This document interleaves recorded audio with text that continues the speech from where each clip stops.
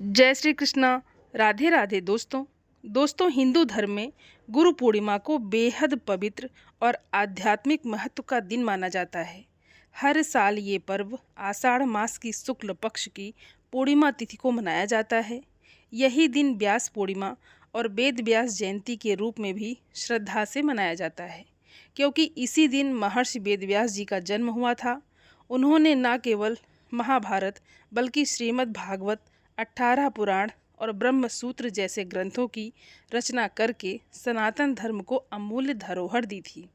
गुरु पूर्णिमा को गुरु शिष्य परंपरा का उत्सव माना जाता है। इस दिन लोग अपने आध्यात्मिक, सामाजिक या शैक्षिक गुरु का सम्मान करते हैं, उनका आशीर्वाद लेते हैं और उनके मार्गदर्शन के लिए कृतज्ञता प्रकट करते हैं। धार्मिक मान्यता के अनुसार इस दिन पवित्र नदियों में स्नान करना, दान पुण्य करना और गुरु का पूजन करना अत्यंत शुभ माना जाता है।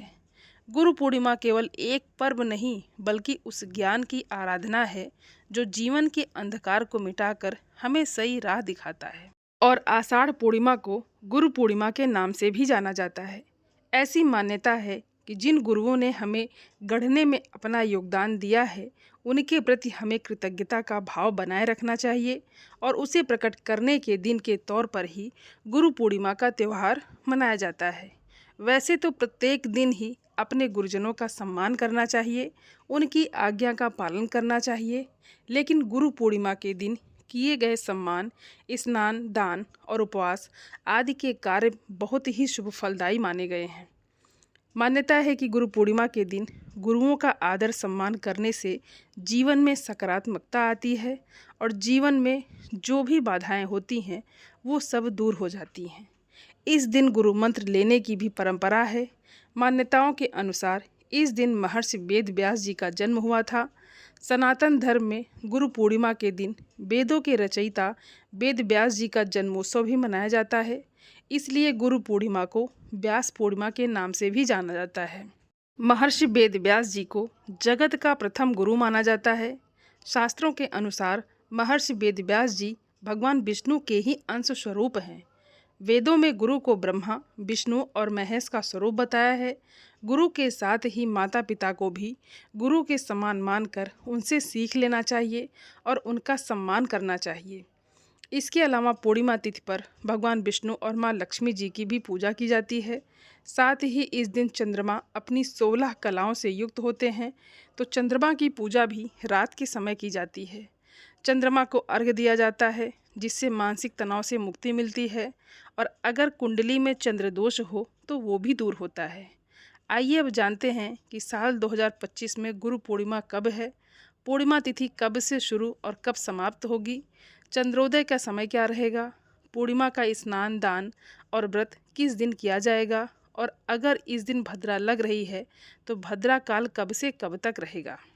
आषाढ़ शुक्ल पूर्णिमा तिथि प्रारंभ होगी 10 जुलाई गुरुवार 1:36 से। देखा जाए तो ये 9 जुलाई बुधवार की मध्य रात्रि का समय रहेगा। गुरुवार को पूरा दिन ही पूर्णिमा तिथि विद्यमान रहेगी और पूर्णिमा तिथि समाप्त होगी 11 जुलाई शुक्रवार तड़के 2:06 पर। इसलिए इस बार पूर्णिमा 10 जुलाई दिन गुरुवार को ही रहेगी। पूर्णिमा का स्नान, दान और व्रत भी इसी दिन किया जाएगा। श्री सत्यनारायण भगवान की कथा का पाठ या सत्यनारायण व्रत भी इसी दिन रखा जाएगा। 10 जुलाई गुरुवार को सूर्योदय होगा सुबह 5:52 पर। सूर्यास्त शाम 7:12 पर होगा। अभिजीत मुहूर्त दोपहर 12:05 से लेकर 12:58 तक रहेगा। इंद्र योग रात 9:38 तक रहेगा। चंद्रोदय होगा शाम 7:11 पर और इस समय के बाद से आप चंद्र देवता की पूजा करके चंद्र देवता को अर्घ्य देकर अपना व्रत खोल सकते हैं। पूर्णिमा तिथि पर चंद्र दर्शन करना बहुत ही शुभ फलदायी बताया गया है। अगर बारिश हो रही हो, बादल हो, चंद्र दर्शन ना हो पाए तो ऐसे में आप भगवान शिव के मस्तक पर विराजमान चंद्रमा की पूजा कर सकते हैं। इसके अलावा यदि आपके पास चांदी के चंद्रमा हो या प्रतीक या तस्वीर रूप में चंद्रमा हो तो उनका पूजन करके भी उन्हीं को अर्घ्य देकर आप अपना व्रत खोल सकते हैं। आइए अब जानते हैं पूजा के शुभ मुहूर्त के बारे में। तो इस दिन प्रातःकाल पूजा मुहूर्त रहेगा सुबह 4:30 बजे से 5:31 तक। इस समय में आप सुबह का स्नान कर सकते हैं, मंत्र जाप कर सकते हैं। इसके अलावा शाम की पूजा का शुभ मुहूर्त शाम 7:22 से 8:23 तक रहेगा। गोधूली मुहूर्त शाम 7:21 से 7:41 तक रहेगा। इस समय में आप दीपदान कर सकते हैं, शाम की पूजा कर सकते हैं। पूर्णिमा तिथि पर दीपदान करने की भी परंपरा है, तो आप अपने घर के आसपास, घर के मुख्य द्वार पर पीपल के नीचे या तुलसी जी के केले के वृक्ष के नीचे दीपक जला सकते हैं। राहु काल दोपहर 1:30 से 3 बजे तक रहेगा और इस बार पूर्णिमा तिथि पर भद्रा सुबह 5:31 से लेकर दोपहर 1:55 तक रहेगी। भद्रा का वास पाताल लोक में हो रहा है, इसलिए ये भद्रा पृथ्वी लोक पर अशुभ नहीं रहेगी। पूजा पाठ संबंधी कार्य आप इस दिन कर सकते हैं और अगर संभव हो तो इस दिन गंगा जी में डुबकी जरूर लगाएं, नहीं तो नहाने के पानी में गंगा जल मिलाकर जरूर स्नान करें, मंत्र जाप करें और अपनी सामर्थ्य के अनुसार कुछ न कुछ दक्षिणा निर्धन लोगों को अवश्य करें, क्योंकि इस दिन किया गया दान पुण्य कभी व्यर्थ नहीं जाता है। दोस्तों, गुरु पूर्णिमा वो विशेष दिन है जब हम अपने जीवन के गुरुओं को सम्मान पूर्वक नमन करते हैं। ये गुरु हमारे शिक्षक हो सकते हैं, माता पिता, आध्यात्मिक मार्गदर्शक या कोई भी ऐसा व्यक्ति जिसने हमें जीवन का सही रास्ता दिखाया हो। इस पर्व का धार्मिक और भावनात्मक महत्व बेहद गहरा है। मान्यता है कि आषाढ़ पूर्णिमा के दिन ही महर्षि वेद व्यास जी का जन्म हुआ था, जिन्होंने वेदों, पुराणों और महाभारत जैसे ग्रंथों की रचना करके सनातन धर्म को एक गहरी बौद्धिक नींव दी। इसलिए इस दिन को वेद व्यास जयंती के रूप में भी मनाया जाता है। गुरु पूर्णिमा के अगले ही दिन से सावन मास का शुभारंभ होता है, जो विशेष रूप से उत्तर भारत में शिव भक्ति और व्रतों के लिए पवित्र माना जाता है।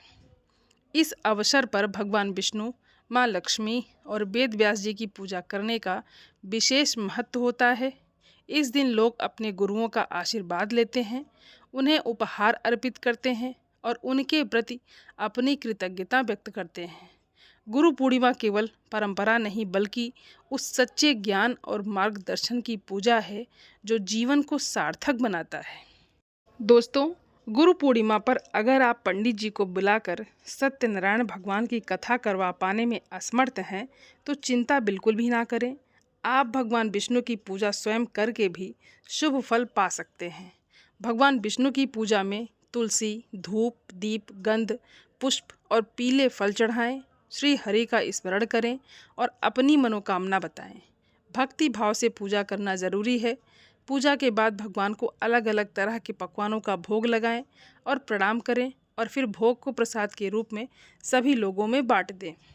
दोस्तों, उम्मीद करती हूँ ये जानकारी आप सभी लोगों को बहुत अच्छी लगी होगी और आप सभी सनातनी भाई बहनों से मेरा विनम्र निवेदन है, मेरे चैनल को सब्सक्राइब ज़रूर कर लें और वीडियो को लाइक और अपने फैमिली फ्रेंड के साथ शेयर ज़रूर करें। आप सभी को जय श्रीमन नारायण। धन्यवाद दोस्तों।